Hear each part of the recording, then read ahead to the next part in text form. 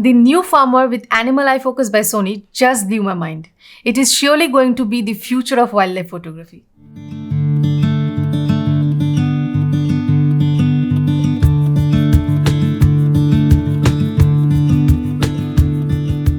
Hey guys, this is Ramona and you are watching Vichitram. If you are taking a photo of a person or an animal and you lose the focus from the eye, the portrait loses its charm, right? For focusing your subject's eye in a DSLR, you have to manually track down the focus point to the eye. Now imagine if you have a camera that does the job all by itself. All you have to do is press the shutter button and the camera will automatically detect the eye of your subject, be it an animal or a human being. Just a few years back, I guess most of you know, when Sony launched its first mirrorless cameras, it came with a feature called the eye autofocus that worked only on humans back then. It could automatically detect and focus on the eyes of your subject. Now imagine if this same feature works for animals too. Wouldn't it be a game changer for the wildlife photographers? While taking a portrait of a human, you always get enough of time to set the focus. But the animals won't give you that much of time. You have to set the focus within a fraction of a second with your joystick. And after such a labor, if you eventually miss the focus, what's the use? If the same thing, focusing the eye, is done by the camera and that too precisely, it will be a major win for the wildlife photographers. All they need to do is set the frame and exposure and the camera does the focusing effortlessly and seamlessly with just a tap on the shutter button. Well, that day is not far away from today. Sony has announced a firmware version 3.0 for their existing camera models A7 III and A7R III. In this update, Sony has introduced us to the world's first animal eye autofocus system. There's a lot more actually to talk about this feature. But before that, let's know about the other features that comes with this firmware. Like the human eye autofocus system is working with absolute perfection, even better than what it used to be previously. And also the intervalometer is added back to the Sony series with this firmware version 3.2. We have upgraded to this firmware version 3.2 and also tested it on our Sony A7 III. We are currently using it and it works flawlessly and have an impeccable performance. In this video, we are going to share our experience about the features that comes with this firmware. And for that, I'm going to start with the intervalometer first. People who have already used Sony cameras know that previously they had a feature for intervalometer or shooting time lapses through an application. But sadly, later Sony removed this feature from their cameras, which was very much disappointing to all its users, including us. But thankfully, Sony has looked into the feedbacks of its consumers and has added back this feature again with their firmware version 3.0. It is very easy to get into this feature. Go to the menu, interval shoot function, and the first option you have got is on or off. Usually, when the option is turned off, the shutter button will work as it's meant to be. But when the option is turned on, the shutter button will work particularly for the interval shooting.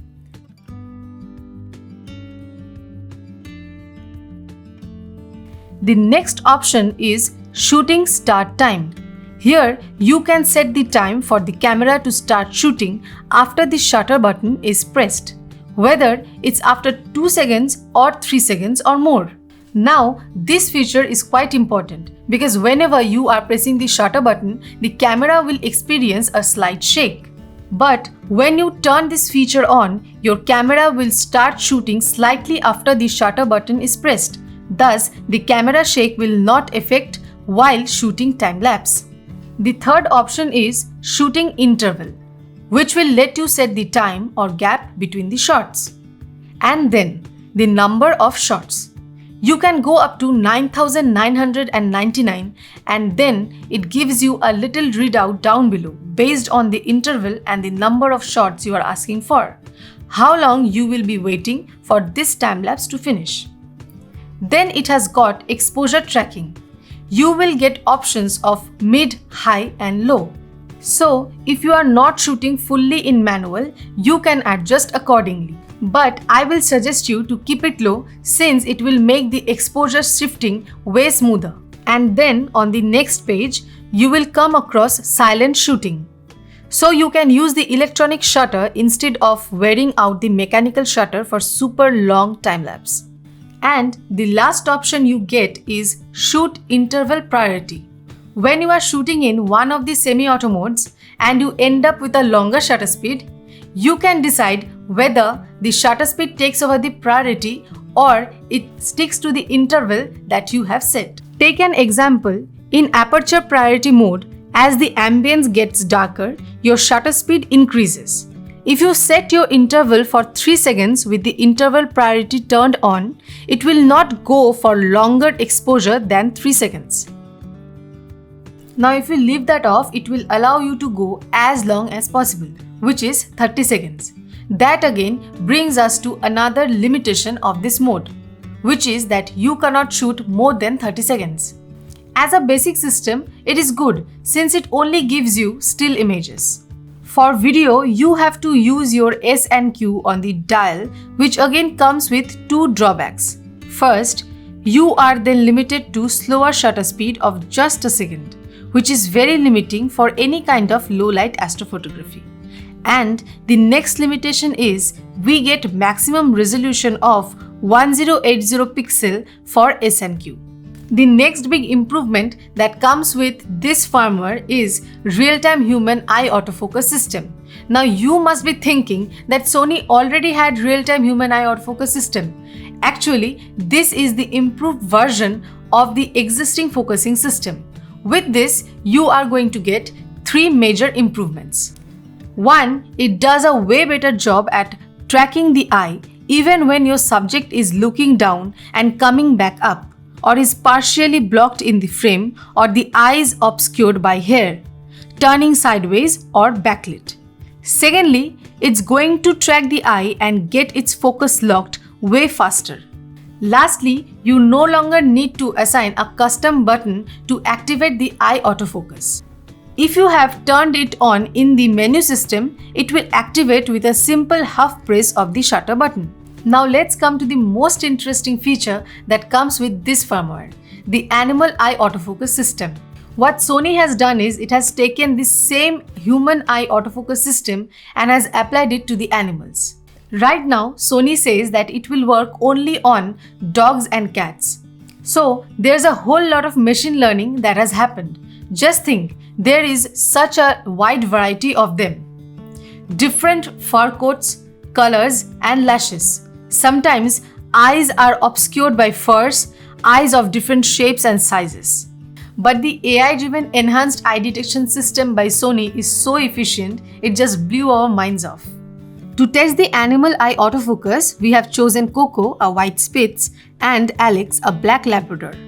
We have intentionally chosen a white and a black furry pupper to understand the performance of the firmware under different, or you may say opposite conditions. We chose Alex to see whether my firmware upgraded A7 III can detect and focus a black pupil of a black fur dog.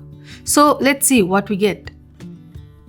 Now, as you can see, she is Coco, my cute little American Spitz. She has beautiful prominent eyes and my A7 III is doing a great job at tracking her eyes. Oh, she retreats back to her favorite place, the cave. Well, it's actually quite dark in there. That's why we call it that way. But since my camera is automatically adjusting the exposure, so it seems brighter, but actually it is not. You can clearly understand that by noticing those grains around. Though the place is very dark, and the good thing is that the camera is still tracking her eye quite efficiently. That's a positive point. Now this place is comparatively brighter than the previous one, and as a result of that, the animal eye autofocus is tracking faster than what it was doing in the previous situation. The autofocus is seamlessly focusing her eye when she is facing the front and also when she is facing sideways. This is the best part. Just notice that her face is right now obscured by the pillow, but when she turns again and pops her head up, the autofocus promptly focuses the eye. That was really a fast move. But in case of Alex, we got some mixed outcomes. He is a mischievous boy and loves to chase his own tail. Unfortunately, he fails to get a bite, but again, we have a positive point here. Even after such brisk movements, my camera successfully detects his eyes, that too when he is facing sideways. But overall, the focusing performance for black-furred Alex was not that efficient as compared to my white-furred Coco. I guess that's because Alex has got his eyes and fur of the same shade, and the camera found it intimidating to track his eyes flawlessly every time. There are some videos on the social media where I'm seeing that people are trying out this feature on birds and other animals as well, and it's working fairly good, but not as good as it is doing for dogs and cats. The only and biggest problem we found in the animal eye autofocus is that it finds the eye and it selects the nearest autofocus point, but then doesn't hunt for the eye. It simply focuses on the first thing that it finds, unlike the human eye autofocus system that tries to find the best option for focusing. But still, I must admit, Sony has done an incredible job by bringing to us the world's first animal eye autofocus system, and has claimed to improve it and make it officially available for all other animals as well, either by bringing a firmware update for the existing camera models or by launching a new camera model in the market. Whichever way, it is going to be a massive revolution in the field of wildlife photography. Oh, and one more thing. For focusing on either human or animal, you have to choose between options in the menu.